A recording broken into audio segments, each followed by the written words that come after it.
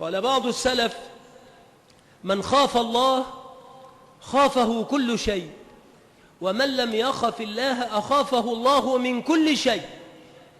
من خاف الله خافه كل شيء، ومن لم يخف الله أخافه الله من كل شيء.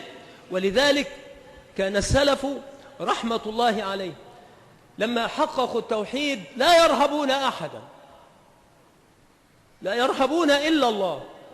شيخ الإسلام ابن تيمية رحمه الله تعالى وكان لله خالصا رحمة الله عليه، فما باع ولا اشترى في حياته، وكان زاهدا في الدنيا جملة لم يقبل عليها في أي صورة من صورها، وإنما كان مقبلا على الله، على العلم والعبادة والتصنيف والدعوة والجهاد في سبيل الله رحمة الله عليه.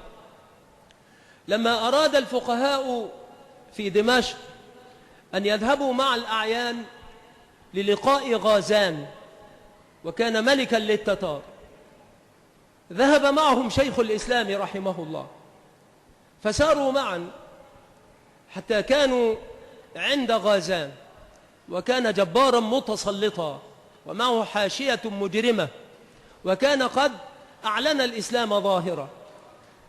فلما رأى الشيخ رحمه الله قادما من بعيد قال لمن حوله: من هذا الشيخ؟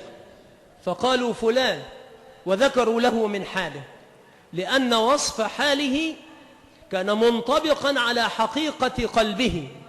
فلما وقفوا بين يديه أقبل شيخ الإسلام عليه واعظا ومبكتا، قال: إن جدك كان كافرا، وأنت ادعيت الإسلام، ومع ذلك تفعل ما لم يفعله جدك وكان كافرا. وأخذ يعظه بكلام شديد. فلما فرغ من موعظته قال له غازان عن طريق الترجمان: ادعو لي. فأخذ يدعو ويؤمن غازان على دعاء شيخ الإسلام، فكان من دعائه: اللهم إن كان عبدك غازان يفعل ما يفعل ابتغاء مرضاتك وطلبا لرضوانك فوفقه لكل خير، وإن كان إنما يفعل ما يفعل لغير ذلك فافعل به وافعل. فكان يدعو عليه وهو يؤمن على دعائه. والفقهاء والأعيان يجمعون ثيابهم خشية أن يأمر بضرب عنقه فيطرطس عليهم، أي على ثيابهم، من دماه. فلما فرغ من الدعاء وانصرفوا قالوا: والله لا نمضي معك في طريق. فقال: ما بدا لكم؟ ومضى هو في طريقه إلى دمشق، فما دخل دمشق إلا في موكب عظيم واجتمع عليه جملة عظيمة من الخلق.